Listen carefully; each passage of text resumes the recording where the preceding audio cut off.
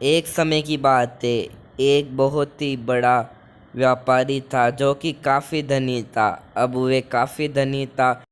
किसी भी धनी व्यक्ति को अपने पैसे का थोड़ा तो घमंड होता ही है। इसी प्रकार इस व्यापारी को भी इसके धन का घमंड था।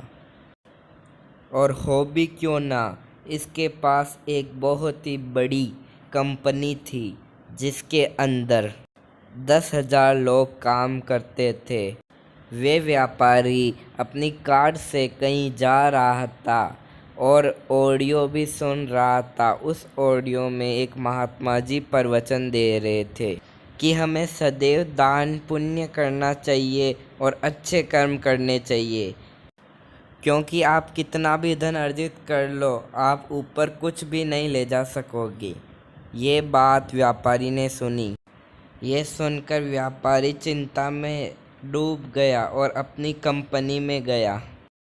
वहाँ पहुंचकर उसने अपने सारे कर्मचारियों को जमा किया और उनसे कहा, जो भी मुझे आइडिया देगा कि पैसे को कैसे ऊपर ले जाया जा सकता है, मैं उसे 1 करोड़ रुपए का इनाम दूंगा।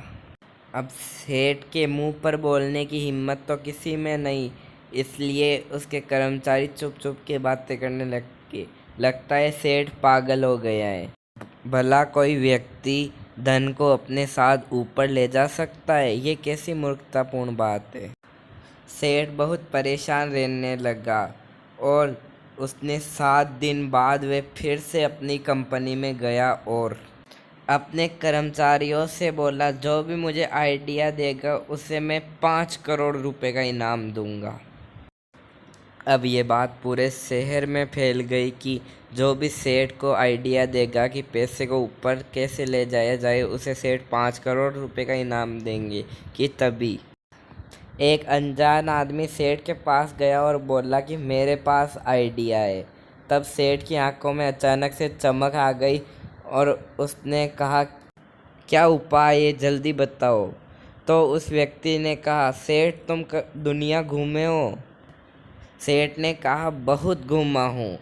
तो उस व्यक्ति ने कहा, कभी अमेरिका गए हो?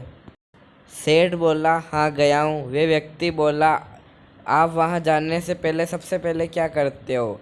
तब वे सेठ बोला कि यह तो स्वाभाविक सी बात है, सबसे पहले भारतीय करेंसी को अमेरिकन करेंसी डॉलर में बदलता हूँ, क्योंकि उसके बिना वहाँ कोई काम नहीं होता। तब वे व्यक्ति बोला, कभी लंदन गए हो? तो सेठ बोला, हाँ गया हूँ। वहाँ जाने से पहले क्या करते हो? तब सेठ ने बोला, वही जो भारतीय करेंसी है उसको लंदन की करेंसी पाउंड में बदलता हूँ और फिर वहाँ जाता हूँ, क्योंकि वहाँ उसके बगैर कोई काम नहीं होता। ये तो सीधी सी बात है, हम जहाँ जाते हैं हमें वहाँ की करेंसी तो चाहिए ही होती है, इसलिए सर्वप्रथम काम तो हम यही करते हैं। लेकिन तुम ये पूछ क्यों रहे हो? यही तो मैं आपको समझाने का प्रयास कर रहा हूँ कि हम जहाँ भी जाते हैं वहाँ की करेंसी चाहिए होती है। इसी प्रकार स्वर्ग की करेंसी अलग है। वहाँ की करेंसी पुण्य है, जो कि हमें यहाँ पर कमाना होता है और फिर वो हमें वहाँ पर मिल जाता है। इसलिए पहले आपको आपके धन को पुण्य व अच्छे कर्मों में लगाना होगा और फिर आपको पर इसका पूर्ण रूप से लाभ हो जाएगा।